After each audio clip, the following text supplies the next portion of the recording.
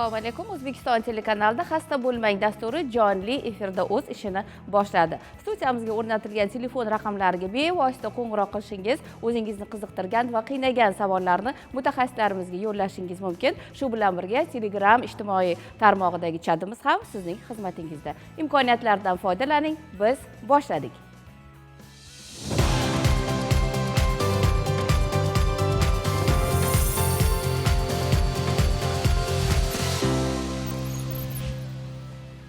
Aziz teletomoshabinlar, bugun biz dasturimizga reproduktiv tibbiyot va genetika instituti rahbari, tibbiyot fanlari doktori Dilmurod Ergashev va ularning jamoalarini taklif qilganmiz. Jamoada o'z sohasining yetuk mutaxassislari jamlashgan. Va bugun biz asosan sizlardan kelgan savollarga javob berish uchun mutaxassislarni taklif qilganmiz. Savollar esa ko'pchiligi, ming afsuski, bepushtlik muammosi bilan bog'liq bo'ladi. Mehmonlarimizni qarshilaymiz ijozatingiz bilan. Assalomu alaykum. Xush kelibsizlar. Marhamat, joylaringizni egallashingiz mumkin. Demak, bugungi ko'rsatuvimiz ekspertlari: Dilmurod Ergashev, reproduktiv tibbiyot va genetika instituti rahbari, tibbiyot fanlari doktori; Nargiz Mirzaahmedova, tibbiyot fanlari doktori, shifokor reproduktolog; Nigora Oripova, tibbiyot fanlari nomzodi, shifokor reproduktolog; Nozimaxon Hikmatillayeva, shifokor reproduktolog; E'zozaxon Asqarova, shifokor reproduktolog; Yelena Romanova, shifokor androlog; Bekzod Ibodov, shifokor genetik; Chehroza Ma'murjonova, shifokor sitogenetik.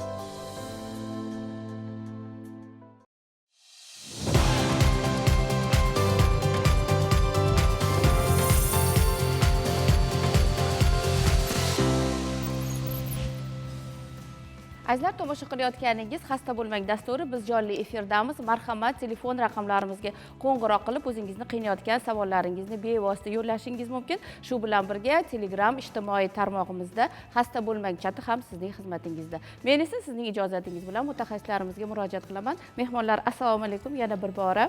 Assalomu alaykum Barnoxon. Xush kelibsizlar. Birinchi bo'lib kirib kelayotgan 8-mart ayollar bayrami bilan biz xodimlarimiz nomidan va butun O'zbekistondagi erkaklar nomidan siz ayollarni tabriklashga ruxsat berasiz. Rahmat, salomat bo'ling, rahmat. Dilmurod aka, aslida hayot go'zal. Uni go'zal qiluvchi sabablar ko'p. Ana shunday go'zal voqeliklardan bittasi bu har bitta oilada chaqaloqning ovozining yanglashi. Aks holat esa ko'pchilikni hattoki tushkunlikka ham tushiradigan bir hayotiy voqelik. Bugun biz savollarga javob berish uchun sizlarni taklif qildik va savollarimizning orasida juda ham ko'p savollar aynan bepushtlik bilan bog'liq bo'ladi. Ijozatingiz bilan tezlik bilan savollarni o'qishni boshlasam, chunki bugun biz qancha ko'p savollarga javob bersak, muxlislarimizni shunchalik balki o'sha muammolari hal bo'lar degan umiddamiz. Demak, birinchi savol: er-xotin yaqin qarindoshlarimiz xolamning qizlariga uylanganman. Farzandimda irsiy kasallik bo'lishi ehtimoli qancha? Genetik Bekzod. Demak, qarindosh urug' nikohida irsiy kasallik bilan chalingan bolalarning tug'ilish ehtimoli qarindosh bo'lmaganlarga nisbatan 3-4 barobar yuqori bo'ladi. Agar sog'lom tug'ilgan taqdirda ham u keyingi farzandlarida namoyon bo'lishi ehtimoli bor. Bunday muammolarga duch kelmaslik uchun nikohdan oldin tibbiy genetik shifokor maslahatidan va genetik tekshiruvlardan o'tishni tavsiya qilamiz. Agar qarindosh urug' nikohi bor farzandlari bor bo'lsa, ular ham ma'lum bir kasallikni kutish emas yoki shubhalanib, ikkilanib yurish emas, albatta genetik shifokorni maslahatini olishi tavsiya qilamiz. Tushunarli. Dilmurod aka, har gal suhbatimizda siz mana shunday yaqin qarindoshlar o'rtasidagi nikohlarga qarshi ekanligingizni, uni sabablarini asoslab gapirasiz. Lekin siz mutaxassis sifatida nima deb hisoblaysiz? Nima uchun haligacha men xolamning qizlari bilan turmush qurganman, endi nima bo'ladi degan savollar ko'p. Eng katta muammo shundaki, bizani shariatimizda, masalan, mazhabimizni oladigan bo'lsak, bizning mazhabda shu narsaga ruxsat berilgan. Lekin bu yerda 100% hamma kasal bo'ladi emas. Mendel qonuni hamma biladi. 4 dan bittasida shu muammo bo'ladi deb aytiladi. Chunki bizning ko'pchilik o'sha turmush qurganlar, xolasiniki, amakivachchalar bilan quda bo'lganlarda har doim hammasida muammo bo'lmagani uchun xalqimizda esdan chiqib ketadi. Ana uni ham mana masalan o'sha aka ukani bolalarini shu anaqasimiz nevaralar bolalarimiz, lekin bizda ham hech qanaqa muammo bo'lgan emas. Lekin bu degani mani nevaralarimda, avarlarimda bo'lmaydi degan narsa emas bu. Tushunarli. Navbatdagi savol. Yoshim 26 da, xo'jayinim 29 yoshdalar. Turmush qurganimizga 6 yil bo'ldi. Xo'jayinimda Klinefelter sindromi, ya'ni xromosomali buzilishlar chiqdi. Urug' foizi 0. Davolansak farzandli bo'la olamizmi? Klinefelter kasalligini bugun hozir dunyoda yangi mana metodlar bor. Ilgari hech qanaqa narsa qilinmagan, boshqa qilinmagan. Hozir shuni ustida maza ichishga qarab turib, ko'p holatda yordam bersa bo'ladi. Lekin har qanaqa holatda bunga yordam berish kerak. Gormon-zamestитель terapiya deydi, testosteron ham qilinadi. Lekin bu holatda o'sha maza ichishga qarab turib, qiz bolali farzandli bo'lishi mumkin. PGD degan bizning predimplantatsion genetik diagnostikamiz bor. Shuni qildirib farzandli bo'lishi mumkin. Dilmurod aka, endi keling shu o'rinda mana shu kasallik haqida ham ma'lumot berib o'tsangiz, ko'rdingiz yuqorida men hattoki bu kasallikning nomini ham aytishga qiynaldim. Hamma ham bu haqda to'liq ma'lumotga ega deb bo'lmaydi. Mana bizda charos qizim bu yerda sitogenetik Klinefelter nima aytib bering? Klinefelter sindromini negadir xalqimizda turmush qurgandan keyin, turmushga chiqishgandan keyin, kech bepushtlik diagnostikasi qo'yilgandan keyin negadir har doim aniqlanadi. Chunki yoshlik paytidan simptomlariga negadir ahamiyat berishmaydi oilaviy sharoitda va Klinefelter sindromi o'zi tengdoshlari orasida rivojlanishdan orqada qolish, aqliy tengdoshlaridan sal orqada qolish simptomlari bilan va voyaga yetgungacha ko'zga yaqqol tashlanmaydigan simptomlar bilan baribir o'zini ko'rsatadi. Lekin aynan turmush qurgandan keyin bu bepushtlik bilan diagnoz qo'yilib, bizga murojaat qilib kelishadi. O'shandagina biz sitogenetik usul yordamida Klinefelter sindromligini aniqlaymiz. Biz o'zimizning laboratoriyamizda statistika ham yurg'izamiz. Aynan 500 ta kelgan reproduktiv muammolari bor hamda farzand ko'rishdagi qiyinchiliklarga uchrayotgan juftliklarimiz orasida har 20 tasida Klinefelter sindromi aniq uchraydi. Statistika bo'yicha esa har 1000 ta afsuski tug'ilayotgan chaqaloqdan bittasida Klinefelter sindromi uchrash masiga chiqamiz. Holati bor. Yana bitta qo'shimcha qilmoqchi edim. Demak, o'g'il bolalar, misol uchun tug'ildi, o'g'il yoki qiz. Bizga ko'p murojaat bo'ladi, o'sha jinsida noaniqlik ham kuzatilishi mumkin. Bunday holatlarda ham sitogenetik tekshiruvni tavsiya qilish kerak. Ko'pchilik bilmasdan o'g'il bolaga o'xshayapti deb o'g'il bola ismini qo'yib, o'g'il bola qilib tarbiyalaydi uni. Hozirlik boksyorli, talantli boksyor qizlarni o'sha mana ko'p xato bo'lgan. Bular o'sha o'zi aslida buni tug'ilgandan keyin butini ochganda, как роддомda ko'rib, qiz bola ekan degan bo'ldi. Uni hech kim chunki uni karyotipiga, boshqa narsaga qaragan emas. Lekin ana mana shu svayra degan sindrom hisoblanadi. Bu aslida o'g'il bola. Lekin ko'rinishi, tashqi ko'rinishi, ya'ni fenotipik tomondan qiz bolaga o'xshagani uchun buni qiz bola deb qiz bolacha tarbiyalashgan boshqa qilgan, lekin asli uni tuxumlari ham bor, boshqalari ham bor. Agar karyotipini olib qaraydigan bo'lsa, XY bo'ladi, o'g'il bola hisoblanadi. Tushunarli. Rahmat. Navbatdagi savol. Bu kasallikning belgilari qanday? Qaysi gormonlar rol o'ynaydi? Bu kasallikni qaysi shifokor davolaydi deb yuqoridagi? Biz davolaymiz.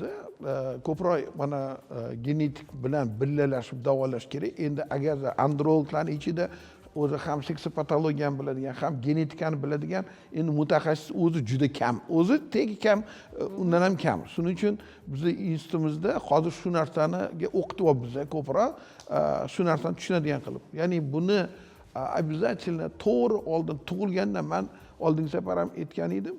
Endi iloji bo'ladigan bo'lsa, bolani qanchalik vaqtli sitogenetik tekshirish qilinadigan bo'lsa, ota-ona shunchalik yaxshi bo'ladiki, bilib qo'yadi butun kelgusida bo'ladigan kasallikni ham, boshqasini ham. Hozir bizda Hayskay degan programma olib keldik. Bu dunyoda yo'q. Цветной kartirani hali qizlar bo'lsa tushuntirib berishadi, boshqa qiladi. Черный-белый ilgari oq qora qilganimizdek qilgan xatolardan ham qilmaydi. Ya'ni 40% gacha undan effektivni ko'rsatib beradi. Ya'ni ilgari ko'rmagan kasallarimizdan ham hozir topib bera oladi bu narsa. Shu narsa bor. Men ota-onaga agar bolada saqal bo'lsa ham, shubhangiz bo'lsa, u bu narsasiga yaxshisi o'sha karyotipini qilib ko'rsattirib olib, murojaat qilganinglar yaxshi bo'ladi. Tushunarli. Navbatdagi savol ham aynan mana shu kasallik bilan bog'liq. Bu kasallik bilan tabiiy yo'l bilan farzand ko'rish mumkinmi yoki ekoga murojaat qilinadi? Ya bu yerda PGD deydi, даже eko emas, u yerda ekodan ham kuchligi, ya'ni oldin embrion hosil qilinadi, o'sha embrion keyin tekshiriladi. Kasal genetik tekshiruv qilinadi. Sog'lommi bu embrion, yo'qmi? Sog'lom embrion bo'lsagina keyin u bachadonga o'tkaziladi. Demak, faqat o'sha Shu sun'iy yo'l PGD, bilan. ya'ni ekoni eng murakkab yo'li bilan qilinib, eng murakkab yo'li hisoblanadi. Tushunarli, rahmat. O'g'lim Down sindromining yengil formasi bilan tug'ildi. Naslimizda bunday kasallik bilan tug'ilgan birorta bola yo'q. Buning sababi nimada? Agar yana farzandli bo'lishni istasam, u ham shu sindrom bilan tug'ilishi mumkinmi? Down kasalligi bu qanaqa nasldan naslga o'tadigan kasal emas. Bu xromosom kasalligi hisoblanadi. O'sha PGD deyotganimiz predimplantatsion genetik diagnostika, mana hozir bizani sitogenetiklar shu bilan shug'ullanishadi. Shu sitogenetik o'sha 6 ta kasallikni tekshirishadi. Shundan bittasi Down kasalligi hisoblanadi. Agarda embrionda shu kasal o'tmasa, chiqmasa, keyin o'tkaziladi keyingi sog'lom embrion. Bu bir marta kimda bo'lgan bo'lsa, unda yaxshi boshqa riskovat qildirmasdan PGD qilishni maslahat beriladi. Tushunarli. Endi Down kasalligi bilan Down sindromining o'rtasida farq haqida. Shu o'zi Down kasalligi o'sha xromosom kasalligi hisoblangani uchun buni biza Down o'zbek tilida sindrom Down deyiladi o'zi. Biz kasallik deb aytamiz endi. Aha. Tushunarli, rahmat. Kasallikning necha xil turi bor? Ular nima bilan bog'liq deyishibdi yana? Endi mana 3 xil ko'rinishi bor. Klassik Down, ya'ni 21-xromosoma trisamiyasi 3 ta bo'lib qoladi, bir juft emas, 3 ta dona bo'ladi. Bu klassik Down. Mozaik Down bor. Masalan, ayrim xromosomalar normal, ayrimi Down, aralashib yotadi. Translokatsion Down ham bor.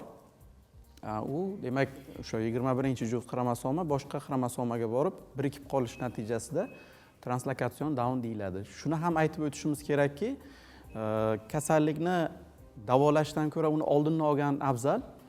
Homiladorlik davrida o'sha prenatal screening yoki mana bu narsalarga agar chuqurroq e'tibor berilsa, yoshga e'tibor berilsa, zararli odatlari kamaytirilsa, homiladorlik yaxshi olib borilsa, Dilmurod Saidovich aytganlaridek, bu irsiy emas, avloddan avlodga o'tishi uchun ota-onasidan biri shunaqa kasal bo'lishi kerak. Bu afsuski o'sha kelajakda reproduktiv muammolarga uchraydi, ya'ni farzandlik bo'la olmaydi. Bu tabiat hodisasi deyishimiz mumkin. Shu ultratovush tekshiruvida, misol uchun, burun suyagini kichkina bo'lishi yoki bo'yin yoqasini me'yordan qalin bo'lishi aniqlansa, o'sha homila suvidan olinadida, mana sitogenetik tekshiruv qilib, bir haftada javobi beriladi qo'liga. 100% sog'lom yoki Down. Noaniqlik bilan abort qilish yoki Down deb siqilib yurish mumkin emas homilador ayolga. Shuni ham aytib o'tishimiz kerak. Tushunarli, rahmat. Navbatdagi savol, xo'jayinim bilan men sog'lomman, lekin farzand bo'lmayapti. Har xil gormonlar, genetik inyeksiyalar va boshqa analizlar topshirib ko'rdik. Hammasi yaxshi, natija yo'q. Bir shifokor immunolog bepushtlik bo'lishi mumkin dedi va qayta analiz topshirishimizni buyurdi. Biz hali analiz topshirmadik. Kasallik haqida qisqa ma'lumot bersangiz. Agar shu tashxis chiqsa, davolansak farzandli bo'lamizmi? Birinchi bo'lib, o'sha bizda eng katta narsa, mana bizni O'zbekiston Respublikasida o'sha reproduktorlarning assotsiatsiyasini tashkil qilganmiz. Men shu assotsiatsiyaning raisiman. Nariza Sultonov hozir mana bizning yordamchimiz. Ikkalamiz standart qabul qildik. Ya'ni qattan oldik bu narsani. Amerikadan, Yevropadagi bor standartlarni olib kelib, O'zbekistonni sharoitiga joylab, shu standartni qabul qildik. Ya'ni tekshirish bu hamma o'z xohlagancha tekshirish degan narsa yo'qda. O'sha dunyoda qabul qilingan narsalarni tekshirib etsa bo'ladi. Masalan, erkak kishini tekshirish kerak bo'ladigan bo'lsa, 2021-yilgi protokol asosida faqat spermogrammani qilib, boshqacha emas. Uning ichida o'sha kerakli bo'lgan bazaviy va ilmiy darajada ko'radigan narsalar borki, ular aniq aytib beradi, nima muammosi borligini. Ayollarda ham xuddi shunaqa, ya'ni zaxiralari ko'rinib turib, o'sha bachadonni tekshiradigan, boshqa qiladigan narsalar bor. Shunga qarab turib, keyin aytsa bo'ladi, bularda ayb bormi yo'qmi? Yaxshi ekan, yaxshi chiqdi deb yozilgan, mana ko'p savollarda ham shunaqa, unaqa tibbiyotda unaqa narsa yo'q. Yaxshi degan gap yo'q. ana shunday yaxshi ekan degan savollarni sizda ham bir nechtasi yig'ilgan. Biz o'tgan safargi dasturlarimizdan javobsiz qolgan savollarni ham yig'ib berganmiz. Dilmurod aka, marhamat. Mana juda ham ko'p savollar qolib ketgan edi. Mana o'shani o'qib bering. Urug'im 85% o'lik, 10% tirik ekan, davolash mumkinmi? Bitta dona agar urug' bo'lsa ham buni farzandlik qildirish mumkin bo'ladi. Agar 85% o'lik deyotgan bo'lsa, скорее всего bular qimillamayotganini o'lik deb bergan, to'g'ri tekshirmagan. Agar to'g'ri tekshiradigan bo'lsak, bu agar qimillamasa ham tirik bo'lsa, uni farzandiga beradigan xromatin upakovkasi butun bo'ladigan bo'lsa, bo'ldi, bu spermatozoiddan bitta spermatozoiddan ham farzandlik qilish mumkin bo'ladi. Ajoyib. Yoshim 42 da 10 yildan beri homilador bo'la olmayapman. Tekshirib tursam, hammasi joyida chiqyapti. Shu yoshda ham eko qildirsa bo'ladi. Yana aytaman, yaxshi chiqyapti degan gap yo'q. Nargiz opa 42 yoshda homilador bo'lish mumkinmi? Kamdan kam holatlarda, chunki 35 yoshdan keyin zaxira kamayib ketadi ayollarda fiziologik ravishda.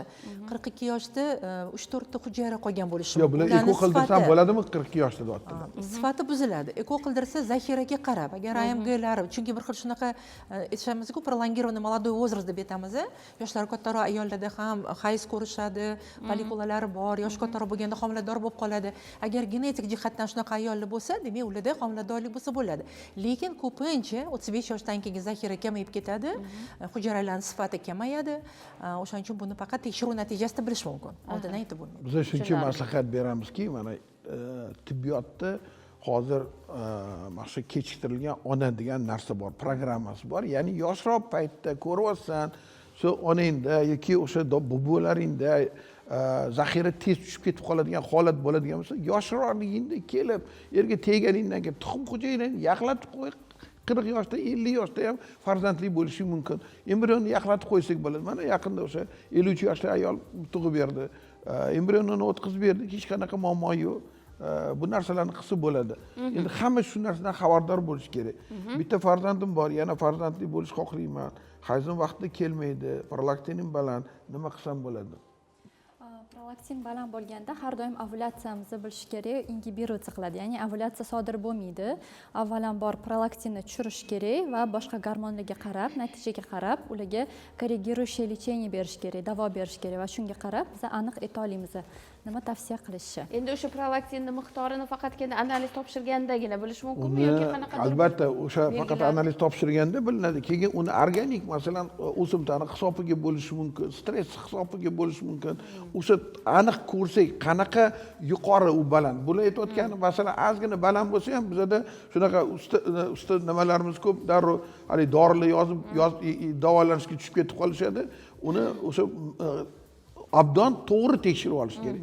O'shanga qarab turib, o'sha adenomasi bormi, yo'qmi, yo'q prolaktinoma bormi, o'tda boshqa narsa bormi, shunga qarab turib keyin harakat qilinadi. Tushunarli. Bitta farzandim bor, yana farzand bo'lish xohlayman, hayzim vaqti kelmaydi. Masalan, 11 yildan beri hali hech narsa bo'lmadi. Turmush o'rtog'im varikatsiya operatsiya boshdan o'tkazgan. O'zim bachadan narsalarni ochtirdim, 3 oy bo'ldi. Har oy folikul yetilib boryapti, lekin homiladorlik bo'lmayapti. Nima maslahat berasiz? Nargiz opa. Hozir rekonstruktiv plastika haqida gapirilyapti. Butun dunyoda bu metoddan o'sha hamma yuz o'girgan. Eko chiqqandan keyin bu trubalarda o'sha bachadondan trubaga o'tadigan qismini diametri 1 mm. Tasavvur qiling, homilani razmeri ancha katta bo'ladi o'sha blastocistani. Demak, ular rekonstruktivniy plastika qilib, trubani ochtirdim degan holatda infuzionni o'sha bironta rastvor yuborganda o'tadi, ammo o'sha hujayra urug'langandan keyin o'tmaydi. Rekonstruktiv plastika hozirgi paytda noeffektiv metod hisoblanadi. Hech qanaqa qilinmaydi hozir. Unaqa narsa yo'q dunyoda. 45 yildan beri agar shunaqa holat bo'ladigan bo'lsa, eko qilishni maslahat berilgan. Eko degani o'zi birinchi shunaqa ayollarga chiqarilgan narsa. Naydagi o'sha muammo bo'ladigan bo'lsa, shularga maslahat beriladi. Opam 32 yoshdalar, turmush qurganlarga 9 yil bo'ldi, hali farzand ko'rgani yo'q. Shifokorlar bachadan bo'yni qiyshiq deyishyapti. Shunaqa bo'lishi mumkinmi? Farzand ko'radimi shunaqa bo'lsa? Nigora Bachadan bo'yni qiyshiq degan muammo o'zi bizda yo'q. Buni masalan uni joylashuv, anatomik joylashuv bo'lishi mumkin, lekin bu bepushtlikka sabab bo'la olmaydi. Shuning uchun menimcha bular zaxiralarni ko'rib, turmush o'rtoqlari bilan birga tekshiruvlardan o'tib, bizga kelib murojaat qilishlari kerak. Men o'ylaymanki, bu sabab bo'lmaydi hech qachon. Muammo boshqa joyda-yu, reproduktolog emas, masalan, ginekologlar bor, boshqalar bor, shular ko'rishadi deb, voy qiyshiq ekan, anaqa qilar ekan, massaj qilish kerak ekan, menga ko'p kelishadi qavolimga, nima qildik? 30 ta massaj oldim. Qanaqa massaj olding? Bachadanim qiyshib ekan, ginekologga chiqdim, oldim. Qanaqa massaj 21-asrda ya'ni massaj qilib, pulini olish uchun qilinayotgan narsalar bular halol hisoblanmaydi. O'sha tibbiyotda savodli bo'lish kerak va guidelines deymiz. Bizning ham qonunimiz bor, qomusimiz bor. Shu qomusimiz bo'yicha ishlashimiz kerak. 3 yildan beri farzand bo'la olmayapti. Hayzim og'riqli keladi. Buni homilador bo'lmaslikka aloqasi bormi? E'zoza? Homilador bo'lmaslikka aloqasi bo'lishi mumkin. Birinchi o'chirda bizga murojaat qilsalar, tekshiruvdan o'tkazamiz. Gormonal fonni tekshirish kerak. Gormonal fonda o'zgarish bo'lsa, bachadonda hayz kelgan paytda og'riqlar kuzatiladi. O'shaning uchun buni tekshiruvdan o'tkazib, Ularga dismenoriya deganini o'zi o'sha muammo borligini aytib beradigan holat hisoblanadi. Og'riq bo'ladigan bo'lsa, qizlarimiz даже turmushga chiqquncha ba'zida hayzi kelishida dorilik ichmasdan uxlolmaydi, yotolmaydi, даже tez yordamlar chaqirishadi, boshqalar qildirishadi. Itaklar men aytmoqchimanki, shu erga berib undan keyin u qizni qiynalishini emas, shu agarda erga tegmagan qiz bo'lsa ham olib kelinglar, tezroq shuni ko'rsatish kerak. Biz yordam berishimiz kerak shularga. Shunda kelgusida erga teggandan keyin eri bilan yetaklashib, haligi qaynonasini gapidan, haligi gap eshitib boshqa qildirib, hayzim kelib qoldi, nima qiling, hayzim keldi, nima qiling qilib yotmaydi. Tezroq kutgan homilasiga erishib oladi. Demak, Dilmurod aka, hayzning og'riqli bo'lishi bu norma emas. Bu yerda Конечно, norma emas. Albatta norma emas. Buni tagida muammolar yotadi, u muammolarni topish kerak. Qizimda erta tuxumdan yetishmovchiligi tashxisi qo'yildi. Bu nima degani? Bu holat bepushtlikni keltirib chiqarishi mumkinmi? Hozimaxon.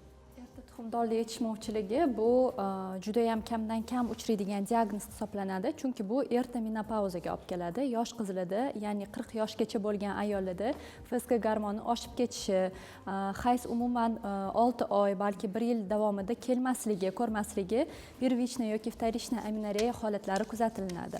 Bu holatda juda ham tez harakat qilish kerak, tez ravishda zaxira ko'rish kerak va unga qarab tezroq ekoga murojaat qilish kerak. Rahmat, salomat bo'ling. Hozir bizda reklama navbati ekan. Reklamadan keyin yana suhbatimizni davom etamiz. Navbat reklamaga.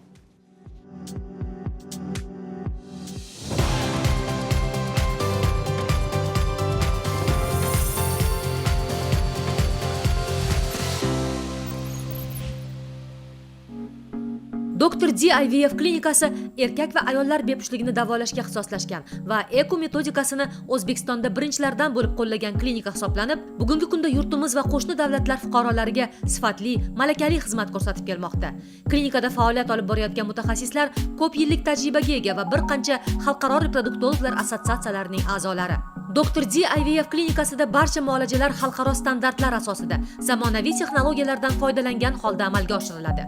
Jumladan klinikaning embriologiya laboratoriyasi innovatsion embrioskop bilan jihozlangan. Spermogramma tahlili esa xalqaro sertifikat asosida tekshiriladi. Dr. D IVF klinikasida barcha xizmatlar xalqaro baby program, IVF ID va Zordog dasturlarida raqamlashtirilgan holda olib boriladi va bu yerda hech bir bemorning ma'lumoti yo'qolmaydi. Shu kunga qadar Dr. D IVF klinikasida eko orqali farzandli bo'lgan juftliklar soni 10 mingdan oshib ketdi.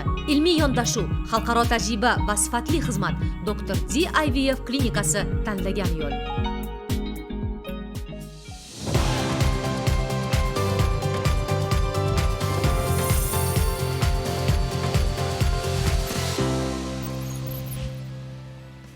Tomosha qilayotganingiz xasta bo'lmang dasturi biz jonli efirdamiz va Dilmurod Ergashev boshchiligidagi mutaxassislar bugun faqat sizning savollaringizga javob berishyapti. Yana bitta savol kelgan. Oilada 3 ta qizimiz, onam ko'krak saratoni, ko'krak bezi saratoni sabab olamdan o'tganlar. Bizlarda ham saraton rivojlanishi mumkinmi? Albatta, bunaqa holat bo'ladigan bo'lsa, bizning molekulyar laboratoriyamiz bor. Shunga murojaat qilishadigan bo'lsa, darrov ko'rib aytib beramiz. Mumkinmi, mumkin emasligini. Tushunarli. Qizim 19 yoshda, haligacha hayzi kelgani yo'q. Tekshirtirsak, bachadoni kichkina ekan. Bu holat genetik bo'lishi mumkinmi? Albatta bo'lishi mumkin, Nargiz opa. mana hozirgi aytganimizdek o'sha erta menopauza davriga o'xshagan bir xil paytda hali hayz kelmasdan menopauzaga o'tib ketadigan holatlar ham bo'ladi. Birlamchi aminoreya deb aytiladi. O'shanda o'sha ikkilamchi demak jinsiy a'zolari ham yaxshi rivojlanmaydi, hayz ko'rmaydi, bachadon kichkina bo'ladi. Unaqa ayollarda afsuski agar voqli murojaat qilishganda gormonal terapiyani hisobiga qanaqadir o'zgarishlar bo'lishi mumkin edi. Lekin уже 19 yoshda bo'lsalar, bachadon kichkina bo'lsa, bu o'sha genetik balkim tug'ma holat ham bo'lishi mumkin. Hali aytganimdek birlamchi aminoreya bo'lib, ular bepush bo'lib, shunaqa holat bo'lishi mumkin. Barnoqa men aytdim-ku, mana tug'ilganda iloji bo'lsa shu karyotipi qilib qo'yadigan bo'lsak, mana shunaqa holatlarda qancha vaqtli yordam bersak, 3 yosh, 5 yoshdan boshlab agar yordam beradigan shu qizlar mana hozir ko'pchiligi даже turmushga ham chiqmagan, ularda shunaqa katta genetik muammolar borki, даже turmush qurib yasholmaydi ham, boshqa qilib ham sifat joydan hayotini butunlay o'zgartirib yuborsa bo'ladi. Sifatli hayot kechiradigan, boshqa qiladigan ba'zi holatda даже ona bo'ladigan ham holatgacha olib kelsak bo'ladi. Shuning uchun bunaqa holatda iloji boricha ota-ona befarq bo'lish kerak emas. Bolani bo'yi past, qanaqadir bir shubha, oddiy bir shubha bo'ladigan cho'qqilab kelib, karyotit topshirgani yaxshi bo'ladi. Manda deydi, endometrioz kisti aniqlandi. Nima maslahat berasiz? E'zoza qizim. Sizda agar endometrioidni kist aniqlangan bo'lsa, birinchi o'rinda reproduktolog konsultatsiyasiga kelishingizni maslahat beramiz. Chunki ko'p ginekologlar buni operativ xirurgik tomondan udalить qilishni maslahat berishadi, lekin undan oldin обязательно reproduktolog ko'rigiga kelishingizni tavsiya beramiz. Chunki xirurgik olib tashlangandan keyin kistda zaxira rezko tushib ketadi ayolda va bolali bo'lish shansi tushib ketadi. Endometriozni olaman deb kistani olib tashlayman deb tuxumdonni ko'pincha kesib tashlashadi. Shunaqa demoqchilar. Shuning uchun o'zi operatsiya predlagat qilishadigan bo'lsa, masalan, taklif qilinadigan bo'lsa, reproduktolog bilan maslahatlashmasdan hech qanaqa operatsiyaga rozilik berish kerak emas. Mana turmush qurganimga 3 yildan oshdi, lekin biror marotaba ham homila kuzatilmadi. O'zi tekshirtirsam, doktorlar homila tuxumdonimda yaxshi ishlamayotgan, natijasida follikullarning soni kamayib ketgan, yetilmay kista bo'lib qolayotganini aytishdi. Hayz siklim ham me'yorda emas. Nima qilsam bo'ladi, Nozima? Follikula yetilib yorilmasa, bu holatda biz tuxumdonlar polikistoz sindromini заподозревать qilishimiz mumkin. Bu holatda o'zini spesialniy tekshiradigan, standart asosida tekshiriladigan gormonlar bor. Bir nechta tekshiruv asosida diagnoz qo'yib, SPKni qaysi turligiga qarab, o'shanga qarab nafaqat ayolini, balki turmush o'rtog'ini ham tekshiruvdan o'tkazib, biz u juftlikka to'g'ri maslahat bera olamiz. Bolamning aqli zaif, tengdoshlari ortda qolmoqda. Qanday genetik kasalliklar uchun analiz topshirishimiz kerak? Behzod. Demak, har qanday bolalarda aqliy yoki jismoniy rivojlanish, orqada qolish kuzatilsa, nevropatologlar masalan jismoniy orqada qolish, nutq orqada qolishi yoki aqliy orqada qolish degan tashxislarni qo'yib davolashadi. Lekin karyotip tekshiruvini tavsiya qilishmaydi va davolanish samarasi xato ham shunda bo'ladi va ma'lum masalan 46 ta xromosoma bo'lsa, 23 juft, har birida minglab genlar bor. Ma'lum bir vazifani bajaradi. Misol uchun miyani rivojlanishiga javob beradigan 1,5 mingdan ortiq gen bor. Demak, qaysi xromosomani qayerda muammo kelib chiqsa, o'sha nimaga javob berar edi, shu a'zoda muammo kelib chiqadi. Biza bolalar nevrologiyasi bo'limidan o'sha murojaat qilgan bolajonlarni ko'pchiligini karyotip tekshiruv qilganimizda mana sitogenetikimiz aytishlari mumkin, qanaqa xulosalar chiqqan. Demak, bolalarda shunaqa orqada qolish, sog'lig'idagi muammolar faqat bolalardagi ko'proq bizda aniqlanadigan holatlar bu translokatsiya deb ataladi, ya'ni o'sha genomning sifatiy o'zgarishi. Buni ham karyotip analizi orqali biz ko'ramiz. Bundan tashqari hozir imkoniyatlarimiz bundan ham ko'payyapti. kengroq yo'naltiryapmiz va yangi Sky, ya'ni spektral karyatib usulini taqdim etyapmiz. Bu O'zbekistonda birinchi marta bizda xudo xolisa boshlandi, yo'lga qo'ydik. Yaqin qo'shni davlatlarda ham bu analizni faqatgina ilmiy tadqiqot usullarida qo'llanishadi. Biz esa bunda bemorlarimizga diagnoz qo'yish uchun foydalanishni boshladik. Oddiy an'anaviy karyatib, an'anaviy analiz tusiga kirgan karyatib bilan farqlash uchun biz eski zamon televizorlari bilan hozirgi rangli televizorlarni misolida ko'rishimiz mumkin. Ya'ni oldingi ko'rgan oq-qora rangda qandaydir farqni yoki buzilishni aniqlay olmasak, bemalol ranglida buni bemalol aniqlash imkoniyati bor. Bundan tashqari genetik tahlillar faqat reproduktiv yoki aqliy zaiflik bolalar yo'nalishlarida emas, kardiologik, onkologik muammolar yoki boshqa endokrinologik muammolarda ham juda ham aynan ahamiyat kasb etadi genetika. Rahmat. Keyingi savolimizda 9 yildan beri homilador bo'la olmayapman. 2 marta kista oldirdim. Bitta turbam yo'q. Homilador bo'la olamanmi? Nargiz opa. Endi qarang, o'zlari aytib turibdilar, 2 marta operatsiya bo'lganlar, kista olingandan keyin tuxumdondan nima qoladi? Kistani olib tashlagandan keyin, ayniqsa so'raymiz biz, laparotomik kesib olingandan keyin uni ajratib millimetrgacha kistani o'zini olib bo'lmaydi. O'sha в пределах здоровой ткани deb aytiladi, tuxumdonni o'sha qismi ham kesiladi, shunda zaxira ketib qoladi. Endi bularda tez murojaat qilishlari kerak. Reproduktologga truba yo'q, tuxumdon kesilgan, ozgina qolgan zaxira bo'lsa ham ekoga murojaat qilib, farzandli bo'lishga ulgurishlari kerak. Tushunarli, vaqtdan unumli foydalanish kerak ekan. 38 yoshli yigitni jinsiy a'zosi 5-6 sinf bolasidek rivojlanmay qolgan, davo chorasini ko'rsa bo'ladi. Nimaga 38 yoshgacha yurish kerak? Shuni kelganda ham doim men urishib beraman. Nima qilib yuribsan shu yoshgacha? 12-13 yoshda murojaat qilsa bo'lmaydimi? Hamma narsani hamma biladi-ku shu yerda. Ota-ona qatga qaragan deymiz.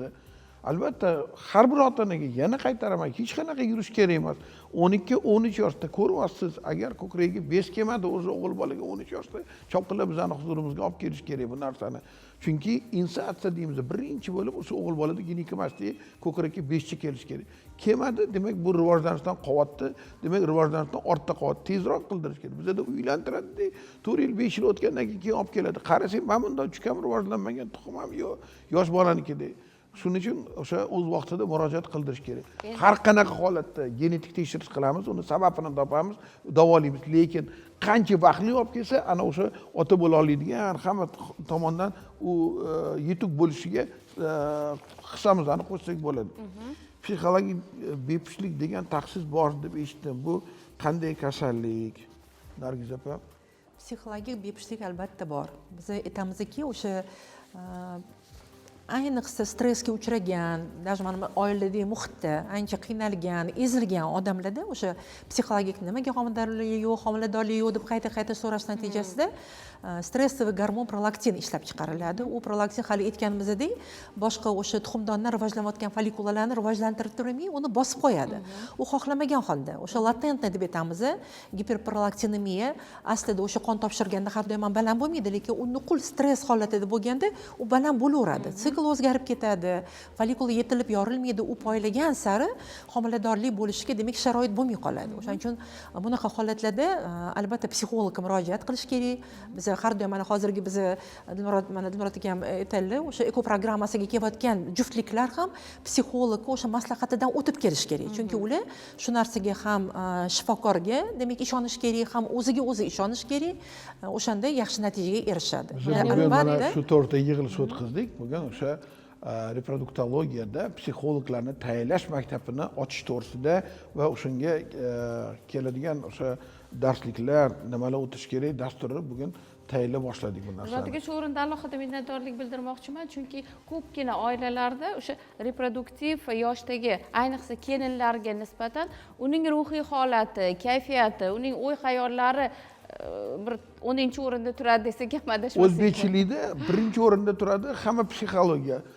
Qaynona haligi hamma narsaga xo'jayin, bechora o'zi xohlagan paytda doktorga bora olmaydi, bir narsasini ayta olmaydi, o'tiring hech nima qilmaydi. Bizda ham bo'lgan, mana qilgan.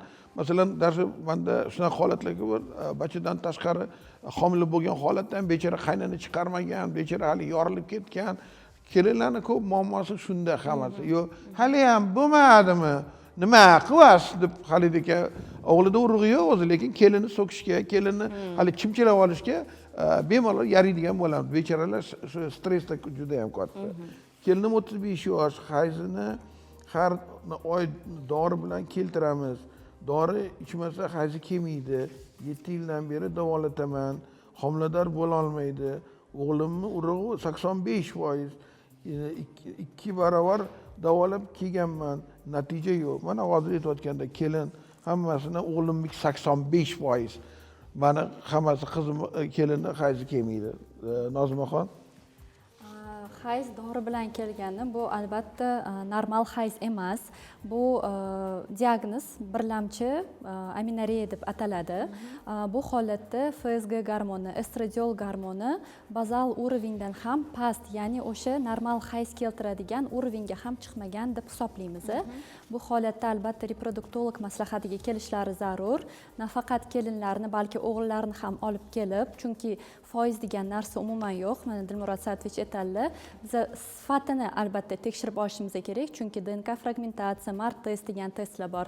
U foizdan ham tashqari juda ham katta ahamiyatga ega farzandli bo'lish uchun. Endi shu o'rinda 7 yildan beri murojaat qilingan, o'ziga xos bir muolajalar ham qilinyapti, davolash choralari ham go'yo.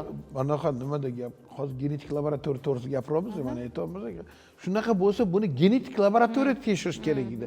Uni tegini topib berish kerak. Hali ham o'sha haqqadir boramiz, kimdir bir narsa desa qilaveramiz, keyin qayda ham bordim, 10 marta o'zimizda davolandim. O'zingda nimani davolanasan? Laboratoriya bo'lmasa, boshqa qilmasa, masalan, mana Amerikada ham, Kaliforniyada ham bilasizmi, bitta radiologik o'sha masalan laboratoriya ana KT qiladigan, masalan, MRT qiladigan. Butun katta haligi 50 millionlik shaharga bitta ikkita bo'ladi. Hamma o'sha yerga keladi, o'sha yerda qildiradi. Butun kun o'sha yoziladi, 10 kunda ochib keladi, 5 kunda keladi.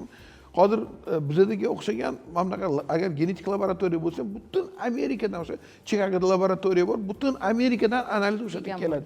Har qadamda ochib bo'lmaydi, bu juda qimmat, juda mutaxassis tayyorlash ham juda murakkab laboratoriya hisoblanadi. Shuning uchun o'zimizda hamma gap tushunmaymiz, bilishni ham xohlamaymiz. Hozir agar xohlagan odam bo'lsa, internet bor, telefonni o'zidan qidirib topsa bo'ladi. Qayerga borish kerak, nima qilish kerakligini. Nima aka, yana bitta aniqlik kiritib ketay. Agar adashayotgan bo'lsam to'g'rilaysiz. Aytishadiki, yosh kelin-kuyovlar 1 yilgacha bo'lgan davrda homiladorlik bo'lmasa, buni vohma qilib ko'tarishning hojati yo'q. 1 yildan keyin esa harakatga tushish kerak deb. Qancha muddat? O'zi har qayerda to'g'ri aytyapsiz. Qonunda bizda shunaqa deb aytilgan. 1 yilgacha agar nima qilsa qilirish kerak deydi. 1 yildan keyin homila bo'lmagan bo'lsa, doktorga murojaat qilish kerak. Shundagina doktor uni bepusht ekan deb tekshirishga haqqi bo'ladi. Ungacha даже qaramaymiz ham. Demak, yuqorida 7 yildan beri davolanyapman deyotgan holatda o'sha mutaxassislarni ham o'sha darajasi ko'rinib qolyapti. Shunaqada. Masalan, bizda nima edi? Mana urologga chopqilab boradi, agarda bolasi bo'lmasa. Urolog nima aloqasi bor? Urolog kim? Bu sidu yo'llarini xirurgi. U spermatolog emas, seksopatolog emas, uni mutaxassis ko'rish kerak hammasini. Mutaxassis aytib bera oladi faqat. Chumchi so'ysa, qassob so'ysin degani o'sha uchun aytiladi. Kelinim 1 yildan beri homilador bo'lmaydi, xlamida, mikoplazma infeksiyasi chiqqan. Bu qanday chorasi bor? Mana bu ham men laxatron deb aytaman. Nima degani? Ya'ni bizda shunaqa tirikchilik uchun kasallardan infeksiya topishni yaxshi ko'rishadi. Keyin infeksiyani topib olib, uni pulini olish uchun davolabga tushib ketib qolishadi. Birinchidan qilingan laboratoriya, bu yerda yo'q, nima laboratoriya, har xil IFA degan, IXLA degan analizlar bor. Immunoglobulinlarni ko'rishadi, keyin uni davolashga tushib ketishadi. O'zi bu nima degani? Bu agar to'g'ri qilingan bo'lsa, har qayerda antitela topilgan bo'lsa, bu nabarot kasal bo'lmaydi. Bunda antitela bor degani. Ya'ni Coviddan keyin hammamiz analiz topshirdik-ku, PCR. Antitela bor ekan, vaksina olgan ekan degan nimada ekan. Xuddi shuni bu antitela bor degani. Antitelani ko'ryapti, antitelani davolaydi. O'zi qanaqa teyiladi? O'g'il bolalarga andraflor degan PCR bilan o'sha tekshiradigan analiz bor. Shuni qilish kerak. Qiz bolalarga FemiScreen degan analiz bor. Femiflor degan analiz bor. Ikkala uni doktor ko'rib turib, ginekolog, reproduktolog xalqi beradi. Qaysi birini topshirish kerak? Shundagina topilgan bo'lsagina bu muammo bo'ladi. Murodbek, endi mana shu holatlarda uzr gapingizni bo'ldim. Turli xil tekshiruvlar, turli xil analizlarni ko'p yozib berib, ko'p o'taverib, lekin natija olmagandan keyin aholining o'rtasida shunday bir qo'rquv paydo bo'lganki, vrachga murojaat qilsang, bir dunyo pulingni ishiladi yoki faqat boshingdan oyoq tekshirishadi-yu, hech qanday natija yo'q deb ham fursatni boy berayotganlar ko'p. Bornoqat hamma gap shunda-da. Hech bir doktor ustida turibsiz, vijdoning bilan ishlagin deb boshiga urib tura olmaysiz-ku. Har bir odam o'zi uyiga ko'tarib borayotgan luqmasini halol qilib boring, men bola chaqamga harom yedirmaydi deydigan doktor bo'ladigan bo'lsa, o'zi yaxshi. Ayni uni ko'rinishidan, yuzidan hech kim bila olmaydi. Shuning uchun Xudodan so'raymiz, hammaga o'zi insof bersin, o'zi uyiga halol luqma, sevgan kasbingni o'sha yaxshi ko'rib bemorga yordam berish uchun ish qilish kerakligini. Lekin shu bilan birga, agarda bemorlar har doim ham aldanavermasa, o'zini yuqorida siz aytganingizdek, ozgina bir nima bo'lyapti bu yerda, tahlil qilib ko'rsa, qiziqib ko'rsa, balki ularni ham sizni ko'rsatuvimiz nimaga qilyapmiz siz bilan ko'rsa? Shuni haqimizdagi tibbiy savodxonlikni oshirish uchun, shuni tushunish uchun borganda mamlakat qanday qilamidi ekan, mikoplazma ekan desa darrov pulini berib davolab ketish kerak emas. Qaysi analiz bilan topding mani? Agar ifa qilgan bo'lsa, buni otib yuborish kerak. Pulni ham berish kerak emas, pulini qaytarib olish kerak. Bizda o'sha andisha qilamiz doktorga yetishga yoki pulimni qaytarib ber deyishga. Lekin mana Amerikada sud qilinadi, har doim sudlashadi doktorlar, advokatlar bor, boshqalar bor. Chunki u yerda guidelines bilan agarda o'sha qonun qoida bilan qilinmagan bo'lsa, birinchi o'sha advokatni o'zi hamma pulni shildirib qaytarib oldirib beradi. Shuning uchun hech kim qonundan tashqariga chiqishmaydi, o'sha qonun bo'yicha ishlaydi bu yerda. Shuning uchun o'zi bizda qanaqa o'g'il bolalar baribir ko'pincha bilasiz yuradi. Bunga balo-battar uylanishdan oldin kim bir qanaqadir epizod bo'lib qolgan bo'ladi. Keyin qo'rqib o'tiradi shundan. Doktorga borganda xotinim falon kasal chiqibdi desa, voy, ana endi kasal o'sha olgan ekanman deydi, bo'yniga aybini bo'yniga olib, hamma pulini berib davolayveradi yoki mana shunaqadan foydalanishadi urologlarimiz, boshqalarimiz ham shunaqa narsa bor narsa bu. Lekin qilingan analizlar bittasi ham bir tiyinga arzimaydigan, tasdiqini topmagan analizlar. Bunaqa analiz bilan hech kimni davolab bo'lmaydi. Lekin oilalarni buzib yuborish boshqa qilib sabab bo'lishi mumkin. Aqlli agarda doktor bo'ladigan bo'lsa, odam bo'lsa, bemor, voy menda mana bunaqa kasal chiqibdi, men yurmaganman, demak xotinim yurgan ekan deb pichoqlab qo'yish ham hech gap emas. Men shunaqa narsani bilaman. Birov shunaqa deb aytganda, xotinni pichoqlamoqchi bo'lgan, o'sha bizga yaxshi ham olib keldi, ko'rsatdik, tekshirtirdik, shu narsa yo'qligini ko'rsatib berdik bolaga. Chunki uni qo'liga shunaqa deb kasal deb aytgan doktor. O'g'lim 20 yosh, mo'ylovi chiqqan, lekin soqoli chiqmagan. Bu holat gormonlarga bog'liqli, uylantirsam farzand ko'ra olishiga ta'sir qiladimi? Soqolni o'sishi u ko'proq genetik muammo. Otamda, onamni soqoli bo'lmaganmisa, nima mani bolamni soqoli bo'lishi kerak? Bu bir genetik bir belgilaki shunaqa narsa. Lekin shunaqa holat ham borki, bilsak bo'ladi, tuxum ishlamaganda, boshqa qilmaganda erkaklarda ikkilamchi o'sha belgilarni bo'lmasligi, o'sha badanda jungla, soqollar kam bo'lishi, yosh ko'rinishi, hali kichkina bolaga o'xshab, terilari ham yosh bolaniki o'xshab yumshoq shunaqa bo'lish ehtimoli bo'lishi mumkin. Bunaqa narsaga o'sha 13-14 yoshda e'tibor berish kerak bo'ladi. Agar shunaqa holat bo'lsa, mumkinmi, mumkin emasmi demasdan tezroq olib kelib ko'rsatib olish kerak. Bir marta ko'rsatib olib, ko'ngling tinch bo'lsin, chunki bolangni ertaga uylantirganda uyalib qolmagan. Miya ishlash funksiyasi buzilganda jinsiy zaiflikka ta'siri bormi, Behzod? Demak, miya ishlash funksiyasini jinsiy zaiflikka ta'siri bormi deyilgan savol qo'yilibdi. Miya ishlash zaifligini sababi nimaligini topishimiz kerak. Undan ham oldinda ma'lum bir muammo bo'lishi mumkin. Ya'ni genda muammo bo'lishi mumkin yoki xromosomada. Misol qilishim mumkin, Klinefelter sindromi bilan qabulimizga keladi. Intellekti juda ham past. Misol 24-25 yoshli kuyov uylanganiga 4 yil bo'lgan, lekin intellekti 7 yosh bolada. Misol mana bu savolga javob bo'lishi mumkin yoki yana boshqa shu maktabda o'qib yurganda o'qituvchini o'zi jo'natib yuborish kerakki, borib ko'rsatinglar deb o'qituvchilarda ham shu tushuncha bo'lishi kerak ekan. Bolani bo'yi baland, mana bu boldir suyagi uzun, shunaqa ozg'in bo'ladi. Agarda uni fizkultura o'qituvchisi qaraydigan bo'lsa, agar уже 8-9 sinfga o'tgan bo'lsa, umuman tuxumi ham qimillamagan, boshqa qilmagan, soqollari ham yo'q, boshqasi yo'q. Mana shunaqalarni ko'rsa jo'natib yuborish kerak. Shularga qanchalik vaqtli yordam beradigan bo'lsak, bular hayotda ko'p narsaga erishsa bo'ladigan bolalarda, lekin mana shu o'zida vaqtda e'tibor bermaganimizdan bo'ladigan holat. Masalan, o'sha bosh miyani aqli past bo'lishi eng asosan men bekorga genetika jo'natganim yo'q. Bu ko'p xromosom kasalliklarda, genetik kasalliklarda uchraydigan holat hisoblanadi. Shunda ras shunaqa narsani ko'ryapsanmi? Maktab davrida ko'rding-ku.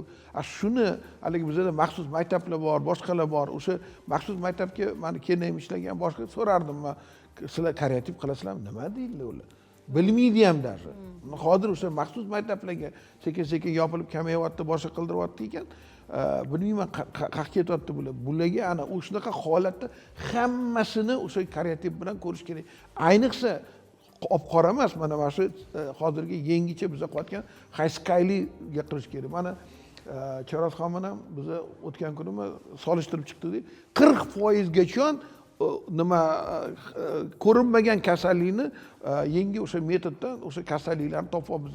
Ya'ni kichkina bo'lgan translokatsiyalarni, inversiyalarni o'sha yerda ko'rsatib beryapti. Tsvetnoy degan narsa tsvetnoyda o'zi darrov ko'rsatib turadi. Oq qorani ichida ajrata olmagan bo'lsa. Dilbat aka, menda shunday holat o'zim uchun qiziq bo'ldi. Demak, o'sha 25 yoshli yigit intellekti 7 yoshli bolaniki bilan barobar, lekin bu hozir o'sha ginekologik yoki o'sha reproduktiv muammolar bilan bog'liq murojaat qilishganda, bu yigitga sizni sohangiz tomonidan yordam berilsa-yu, ayol homilador bo'lsa, ana shu homilada, ana shu bolada bu narsa davom etishi mumkinmi? Ana o'sha bola davom etmasligi uchun boya aytganimizdek PGD deb aytdik. Oldin yetkazdiramiz. Urug' paydo bo'ladigan bo'lsa, urug' ahvoli nimaga yarashini ko'rishamiz. Albatta nimani olib, embrionni olib tekshiramiz. Shu embrionda bolada muammo bormi, yo'qmi? Shunaqa muammo yo'q bo'ladigan bo'lsa, sog'lom embrion bo'ladigan bo'lsa, o'tkaziladi. O'zi bizda sog'lom avlod uchun degan mana qachondan beri kurash bor-ku, mana shu PGD sog'lom avlod uchun degan narsaga to'g'ri keladi. Tushunarli, rahmat. Yoshim 30da, bitta farzandim bor. Menda gormonal o'zgarishlar bo'lyapti. Hayz siklim buzilib, to'xtamay qon kelyapti. Surunkali sistitim ham bor. Buyuragim tez-tez shamoylaydi. Doim belim og'riydi. Hozir turmush o'rtog'im yo'q. Ikkinchi marotaba turmushga chiqsam farzand ko'rishim mumkinmi? Albatta farzandli bo'lishlari mumkin.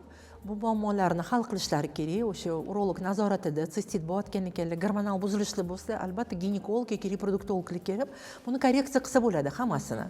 Ular endi hozir turmush o'rtoqlari yo'q bo'lsa, gormonal buzilishlarga ko'pincha moyil bo'ladi bunaqa ayollar. Yosh bo'lib turib, o'sha gormonal buzilishlarini korreksiya qilsa bo'ladi. Tushunarli. Ya'ni o'zi oldindan biz hech qachon bashorat qilishdan narimiz, o'zi aslida mana shunaqa bo'ladimi, bo'lmaydimi deganiga men aytaman, bandasini emas, doktor emas, Xudoning xohishi bo'ladi birinchidan. Ikkinchidan, kasallikni qanchalik tagiga to'g'ri yetadigan bo'lsak, bizdagi laboratoriya nimaga mana millionlab dollar ishlatib genetik laboratoriya qildik. O'zbekistonda yo'q edi bunaqa. Mana birinchi bo'lib olib keldik. Bu katta investitsiya. Hali u qachon o'zini bu oqlaydi, boshqa qiladi, lekin yo'q bo'lgani uchun biz qilmasak kim bu narsani qiladi deb shu narsani qo'yyapmizki, diagnoz bu faqat biz uchun emas, reproduktiv problema emas, bu nevrologiya deysizlarmi, onkologiya hammaga xizmat qila oladigan narsa. Har qanaqa narsani tagiga yetib topib bersak bo'ladi, ya'ni prognozini ham qildirsak bo'ladi. Ya'ni buning ichida hali grant ishlar, fundamental ishlar, har xil ilmiy ishlar, qancha narsalarni qilsa bo'ladigan holat bo'ladiki, men nima demoqchiman? Hech qachon odam o'zidan nimasini yo'qotish kerak emas, ishonchini yo'qotish kerak emas. Har doim yaxshilikka niyat qilish kerak, shunga intilish kerak. Duo qilsin, mana bizani sababchi qilgan bo'lsa deb aytaman, undoq qoramiz, bundoq qoramiz degan gap yo'q. ko'rib tagiga yetgan bo'lsak, Alloh sabab chiqgan bo'lsa, biz bunga yordam beramiz. Yaxshiki, mana shunday xastaliklarni ham bugungi kunda imkoni bor ekan. Men shuni aytmoqchiman. O'z vaqtida Bugun murojaat. o'sha ilgari umuman tushunmaydigan kasalliklarimiz tagiga yetib, faqat tagiga yetib emas, bugun o'shani davolay olyapmiz. Shunga yetkazganiga shukur. Men bir paytlar to'g'risi Barnoxon fantastika deb o'ylardim. Fantastika deb o'ylardim. Mana hozir aytsak bo'ladi. Har qanaqa kasallikning tagida genetik o'zgarish turadi. Buni hozir sekin topib, hali oldindan tug'ilgan bolani o'sha nimadan kindagidek qonini olib turib, butun hayotida nima kasallar bo'lishi mumkin, nimalar uchraydi, hammasini tug'ilgandan o'sha rejalab qo'ysak bo'ladi. O'sha tug'ilgandagi kinday qonidan стволовой клетка deymiz, o'shalarni olib yaxlatib qo'yib, keyinchalik umrida bir narsalar bo'lib qolsa, shuni ishlatib qancha kasalliklarni davolab yorsa bo'ladi. Ya'ni hozir perspektivamiz juda ham zo'r. Inshaalloh. Yoshim 40 ta, hayz kelganda ko'p kelyapti, boshim ham aylanyapti. Nima qilsam bo'ladi? Nozimaxon. Bu yerda savol to'liq berilmagan. Ko'p kelyapti deb nimani ular nazarda tutyaptilar? Kunni uzayib ketyaptimi yoki bir kelganda ko'p miqdorda kelyaptimi? Abilni deb aytamiz. O'shanga qarab, o'sha qon ko'p kelyapti, bosh shundan aylanayotgan bo'lishi mumkin, chunki poliminariya deb ataladi. Poliminariya скорее всего, chunki bilasizku ko'p kasalliklarda spontanniy o'sha profuzniy bo'lishi mumkin, boshqa qilish mumkin. Shuni so'rayaptilar. Poliminariya holatida albatta UZI biz qilib ko'rishimiz kerak. Bu poliminariya nimadan kelib chiqyapti? Giperplaziya endometriya, mioma matki bo'lishi mumkin. Bu holatlarda diagnozga qarab keyin davo choralari ko'riladi. Ya'ni eng osoni hozir bunaqa holatda ultratovush tekshiruvi bor. Endi men ultratovush tekshirish deganda ham shuni aytib o'tirishim kerakki, mana men kelgan klinikaga kelgan nimani biz standart qilib oldikki, o'zimizda elastrografiya degan narsa qilamiz. Ya'ni elastrografiya degani oddiy ultrazvuk tovushi yana bitta programmasi borki, u yerda onkologiya bormi yo'qmi ko'ra olamiz. Ya'ni qo'shimcha o'sha nur berib turib, tovush berib turib, uning ichida o'sha onkologiya bormi yo'qmi ko'ra olamiz. Ana shu qalqonsimon bezini, ko'krayni, o'sha bachadon, boshqalarni elastrografiya qilsak, birinchi bizani oldimizga kelgan bemorlarimiz ko'ngli tinch bo'lishi kerak. Menda onkologiya yo'q ekan, meni doktor ko'rdi-ku deb aytish kerak. Bizda ham shunaqa onkonastorojnost degan narsa har doim bo'lishi kerak. Bu shunaqa. Endi mana shunaqa holatda agarda biz elastrografiya qilib ko'rsak, masalan, shunda qanaqadir bu qon kelishi normal holat emas. Buni orqasida ko'p shunaqa yomon boshlanayotgan kasalliklar, boshqa yashin kasalliklar yotgan bo'lishi mumkinki, bunda mana bunaqa savolga javob bilan hozir ularni tinchlantirib qo'yib bo'lmaydi. Naborot, men bularni xavotirga solardim. Borib o'sha ultratovush bilan tekshirtirib olib, ko'ngillari tinch bo'lib olishi kerak. Nimaga bunaqa holat bo'lyapti? O'sha miomalar bo'lishi mumkin, har xil. Ular holatda ham shunaqa narsa bo'ladi. Yosh katta bo'layotganda har xil o'zgarishlar bo'ladi. Shunaqa biza ko'pincha qo'rqadigan narsamiz qondan qo'rqishimiz kerak. Qon degan narsa spetsifik proses deymiz. Tuberkuloz bo'lishi mumkin, onkologiya bo'lishi mumkin. Yomon kasalliklarni bir dalolati hisoblanadi. Shundan qo'rqishimiz kerak. Shuning uchun bunaqa holatda men elastrografiya qilib tekshirishdan o'tishni o'zi asli maslahat berardim. Tushunarli. Yana savollarimiz bor. Shifokorlar ikkilamchi bepushtlik tashxisini qo'yishgan EKOga murojaat qilmoqchimiz. Egizak farzandlar ko'rish uchun qanday tavsiyalar bera olasiz deyishdi. Endi hozir demak befarzandlik bo'layotgan bo'lsa EKOga murojaat qilaylik degan bo'lsalar, eng nima deydi, основной sabablardan biri bu trubный faktor deb aytamiz. Trubalar yopiq bo'lsa, boshqa iloji yo'q, EKOga murojaat qilaylik deyotgan. Hali Dilmurod aka aytganlaridek, xlamidiya infeksiyasi haqida gapirdik. Shuni bir qo'shib ketmoqchiman. 85% trubalar yopiq bo'lsa, xlamidiya infeksiyasi haqiqiy bo'lsa, o'shanga sabab bo'ladi. Chunki ular именно o'sha trubadagi hujayralarda joylashishni yaxshi ko'radi. Spaychniy protsess chaqirib shunaqa holat bo'ladi. Endi EKOga murojaat qilgan demak, yetib kelgan embrionlarni ekish jarayonida ko'pincha bizga o'sha murojaat qilayotgan patsientlar ikkita ekili, egizak bo'lsin deb havas qiladi. Lekin eko bu egizak uchun havas bo'lgan protsedura emas. Bu nihoyatda qiyin protsedura va bilishimiz kerakki, egizak farzand ko'rgandan keyin ularning homilasi vaqtdan oldin tug'ilishi, nogiron tug'iladigan bolalar rosa ko'payib ketdi hozir. Va butun dunyoda standart qabul qilindiki, 5chi a'lochi yaxshi embrion bo'lsa, u bitta ekiladi, bitta homilani oxirigacha yetkazib sog'lom sog'lom farzand ko'rib va uni uyiga olib ketish kerak ayol kishi. Shunaqa shior ostida ishlanadi. Demak, egizak farzand uchun eko qilish bu butunlay noto'g'ri narsa. Tushunarli, rahmat. Azizlar, bizda hozir yana e'lonlar vaqti, undan keyin yana suhbatimizni davom ettiramiz. Bizdan uzoqlashmang.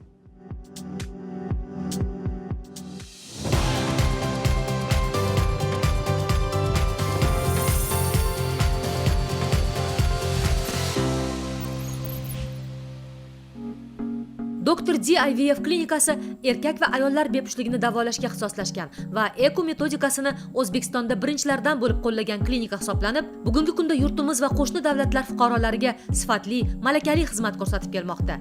Klinikada faoliyat olib borayotgan mutaxassislar ko'p yillik tajribaga ega va bir qancha xalqaro reproduktologlar assotsiatsiyalarining a'zolari. Dr. D IVF klinikasida barcha muolajalar xalqaro standartlar asosida zamonaviy texnologiyalardan foydalangan holda amalga oshiriladi. Jumladan klinikaning embriologiya laboratoriyasi innovatsion embrioskop bilan jihozlangan. Spermogramma tahlili esa xalqaro sertifikat asosida tekshiriladi. Dr. D IVF klinikasida barcha xizmatlar xalqaro baby program, IVF ID va Zordog dasturlarida raqamlashtirilgan holda olib boriladi va bu yerda hech bir bemorning ma'lumoti yo'qolmaydi. Shu kunga qadar Dr. D IVF klinikasida eko orqali farzandli bo'lgan juftliklar soni 10 mingdan oshib ketdi. Ilmiy yondashuv, xalqaro tajriba va sifatli xizmat Dr. D IVF klinikasi tanlagan yo'l.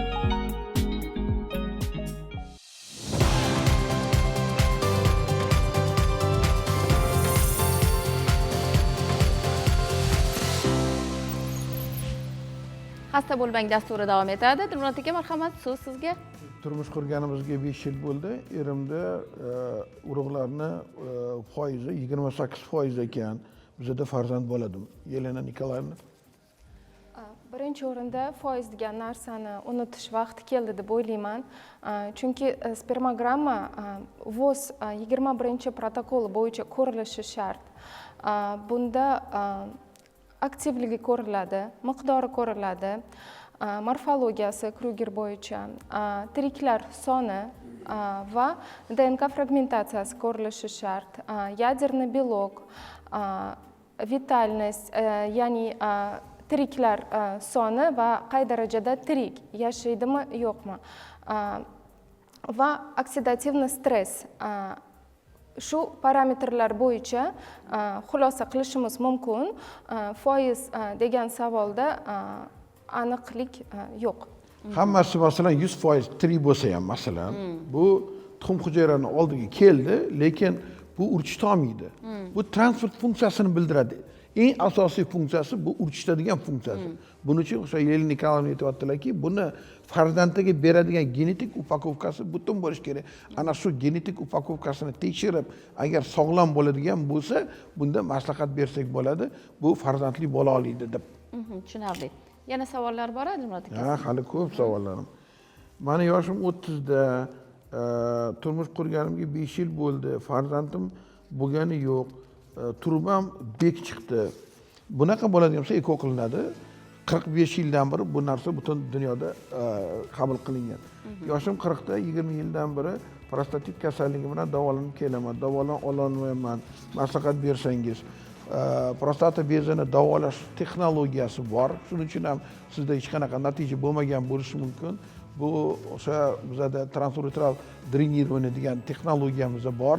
Eng kuchli texnologiyadan bittasi. Buni biz Amerikada ham qo'llaymiz.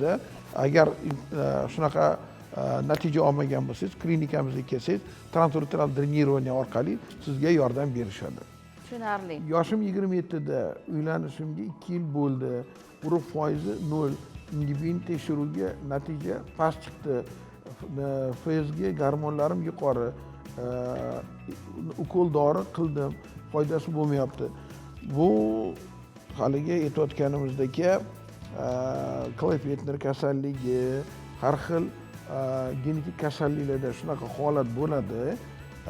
Buni lekin ingibin past bo'lgan bo'lsa, murojaat qilib kelsin, genetik bilan birgalashib biz buni gipotalamus, gipofiz yoki gonad уровенidagi genlarni, o'sha gormon ishlab chiqaruvchi genlarni buzilishi yoki rezistent germanlarni buzilishi nimaligini topib, kerak bo'ladigan bo'lsa ekzom qildirib, bularni albatta yordam bersak bo'ladi. O'shanga marhamat murojaat qilishlari mumkin. Rahmat Dilmurod aka, javobsiz qolgan savollarimiz juda ham ko'p, lekin o'ylaymizki, navbatdagi ko'rsatuvlarimizda ana shu savollarga ham javob berasiz. Bugungi ishtirokingiz uchun, vaqt ajratib kelganingiz uchun va muxlislarimizni imkon qadar ko'proq savollarga javob berganingiz uchun minnatdorlik bildiramiz va yana bir bora qaytarib o'tamiz. Mana shu tartibdagi ko'rsatuvlar aslida aholimizning tibbiy savodxonligini oshirish uchun qilinayotgan ishlar. Sizdan esa berilayotgan axborotlarga rioya qilishingiz va o'z salomatligingiz uchun o'zingiz mas'ul ekanligingizni unutmasangiz bo'lgani. Rahmat e'tiboringiz uchun. Mehmonlar rahmat, salomat bo'ling.